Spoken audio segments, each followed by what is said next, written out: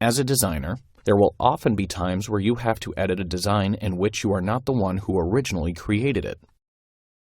In cases like this, it is important to be able to identify whether you need to edit sketch profiles or 3D features in the Feature Manager tree to make the changes that are required.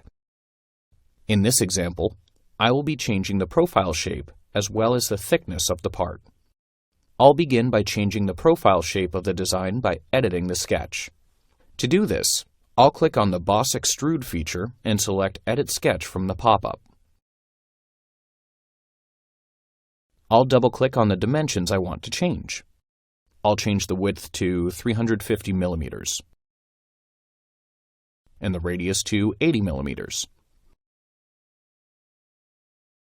Once I'm done, I'll click OK and return to Edit Part mode by clicking the Exit Sketch icon in the confirmation corner.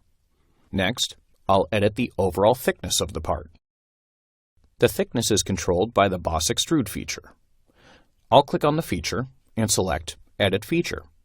In the Property Manager, I'll change the thickness to 150 millimeters and click OK. Finally, I want to change the height of the part, but this time, I'll use a shortcut method to accomplish this. I'll double-click anywhere on the Extrude feature in the Graphics area to display all of its associated dimensions, which include sketch dimensions as well as the feature dimensions. I'll double-click on the 150 millimeter height dimension and change the value to 200 millimeters. I'll click on the Rebuild icon to update the part. To make sure I've done this correctly, I will check the mass of the part by clicking the Evaluate tab of the Command Manager and selecting Mass Properties. If the Evaluate toolbar does not appear, right-click anywhere on the Command Manager and select Evaluate. Alternatively, you can open the mass properties from the Tools drop-down menu at the top of the SolidWorks interface.